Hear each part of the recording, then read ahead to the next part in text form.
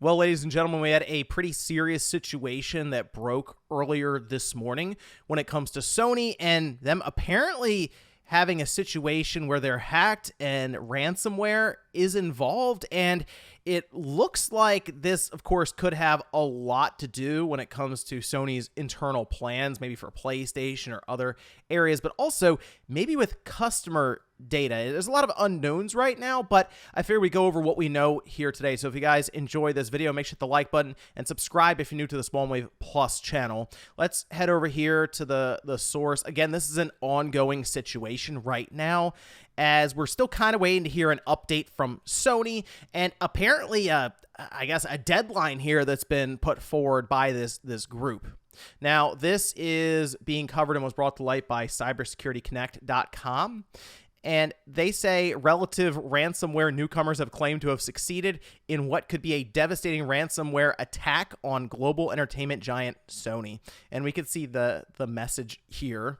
And then they transcribed it further down, saying Sony Corporation, or Group Corporation, formerly Tokyo Telecommunications Engineering Corporation, and Sony Corporation. It's a Japanese multinational conglomerate corporation headquartered in Tokyo, Japan. We have successfully compromised all of Sony systems.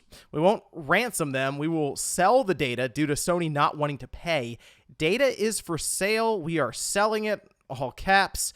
And they have apparently some proof as they kind of link it here, it looks like, with a file tree sample of data. Now, they mentioned that the sample are things like some PowerPoint slides that would be shown off internally at different meetings for business and stuff that they would have. And again, Sony is a big company. It's not necessarily just for PlayStation, right? Again, they do a lot of stuff just outside of even just consumer gaming or any of that. So it's hard to say how much of this maybe is in the realm of gaming. Like, would it showcase Sony's path forward over the next 5 or 6 years? Kind of like what we saw with Sony recently, where it was like, oh, here's a 10-year plan from 2020 to 2030. But it could, of course, reveal information about upcoming releases from first-party studios, different concepts that they have, early development, prototypes, source code. There's a lot of possibilities there.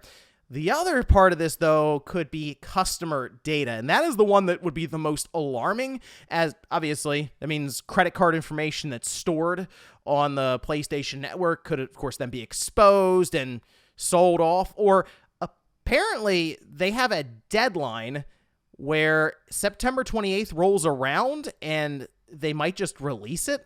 It says the group also listed a post date of September 28th, and I guess they're just going to publish it online. It's very odd. They could also kind of like piece it out, so they might be able to put some information out there of apparently the 6,000 files that they have, just to get some drum up some interest. Maybe pick something like, maybe it is a release calendar setup, or different internal metrics, or again, information that is obviously confidential until they start posting it. And we've seen this recently with Capcom, if you remember, and Capcom also did not pay, which, that's the correct thing to do.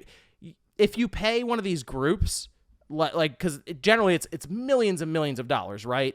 They figure out a way into the system. Generally, it's done through getting an employee's password in an email, or just a link that you click, and it has like a quiet keylogger that goes on there, and they just wait for you to put your password in when you log into the system, and then they themselves use it and go through and just download and extract all these different files, right? But once they get that, they then go to Sony with the basic ransom letter, and if you pay that, then it will just incentivize these groups to continue doing that over and over and over again, because it worked. So yeah, Sony, Capcom, anyone else, it makes sense to just say, nah, we're not going to pay. Go ahead, do what you want with the information. But then they also have to take into account some of the ramifications if it is customer data or employee data that was pulled and then being thrown around on the dark web.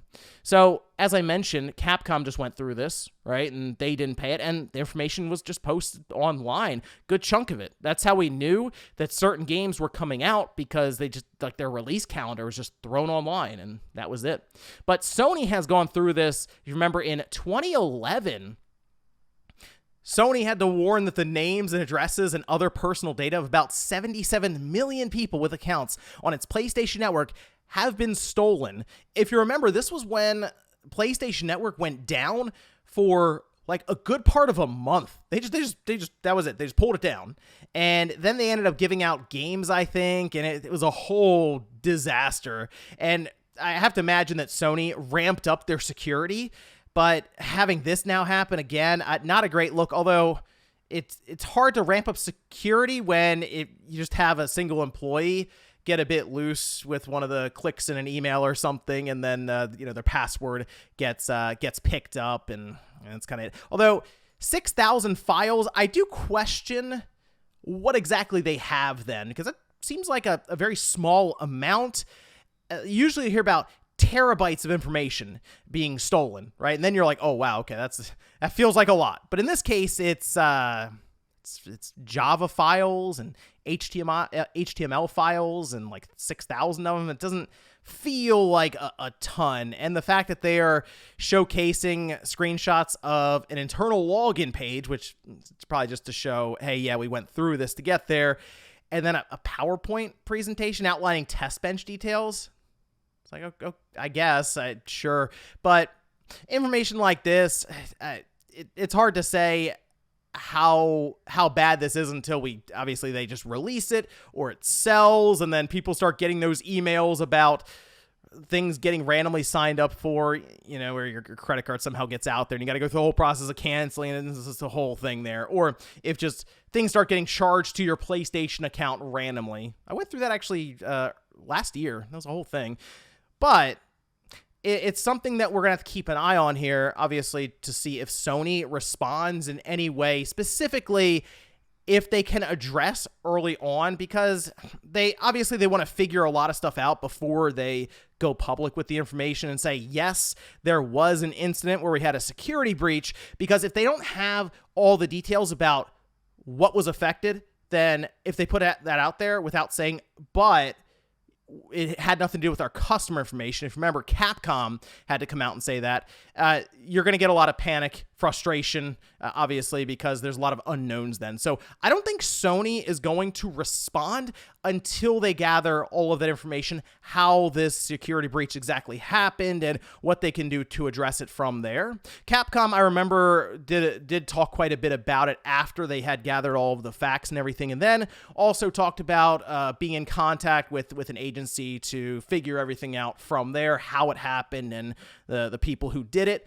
So I'm thinking Sony is going to be pretty quick about it, but it still could take a number of days, despite many outlets now reaching out, looking for some kind of quote from them. So just keep an eye out. I'll of course, keep you guys updated as we go along, because this is an evolving story now.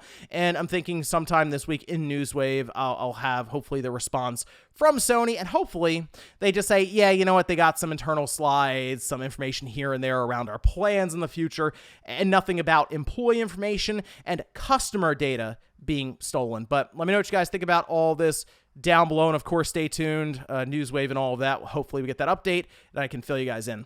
Thanks guys for watching, and I'll see you next time.